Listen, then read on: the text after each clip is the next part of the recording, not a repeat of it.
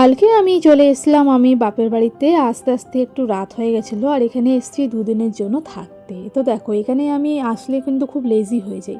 আসলে আমার মা না এখানে কিছু কাজ করতেই দেয় না, সব কিছু নিজের হাতে আমাকে আগিয়ে দেবে। জলও পর্যন্ত আগিয়ে দেয়, খাবারও পর্যন্ত আগিয়ে দেয়, বলে তুই এখানে রেস্ট করবি, তোকে কোনো কাজ করতে হবে না। তো সবসময় আমিও বললাম যে না ঠিক আছে চলো, আমি আজকে এখানে রেস্ট করি আর নিজের মেয়েকে টাইম দিই। তো আমার মেয়েও সকাল সকাল আজকে ঘুম থেকে তাড়াতাড়ি উঠে পড়েছে, আর নিজের মিমিদেরকেও ঘুম থেকে তুলে দিয়েছে। আমি জানো তো একদম আমার মেয়েকে টাইম দিতে পারি না যখন আমি ওই বাড়িতে থাকি।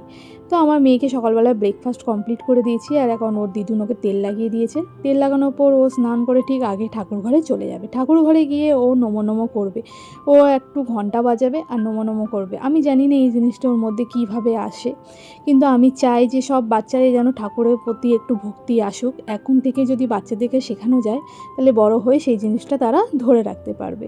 তো যাই হোক, আমার বোন ওকে নিয়ে চলে গেল ছাদের মধ্যে রোদ খাওয়াতে, আর ততক্ষণেই আমি এখানে স্নান করে নিয়েছি। আমার স্নান হয়ে গেছে, এখানে আমি রাত জানলায় দাঁড়িয়ে একটু রোদ পোয়াচ্ছি। এবার আমি কিচেনে চলে গেলাম, দেখি মা তো এখানে রান্নাবান্না করছে। আজকে যেহেতু শনিবার, নিরামিষ রান্না হয়েছে, আলু পোস্ত ডাল। আমার মেয়েকেও ততক্ষণে আমি খাইয়ে দিয়েছি, আর এখানেও আমার মা আবার আমার জন্য খাবার নিয়ে এসে বললো তাড়াতাড়ি খেয়ে নে। এখানে আমার মাকে আমি বললাম মা thank you, I love you. মাকে অনেক ভালোবাসা দিয়ে আমার মেয়েকেও নিয়ে চলে গেলাম শুতে। টাটা।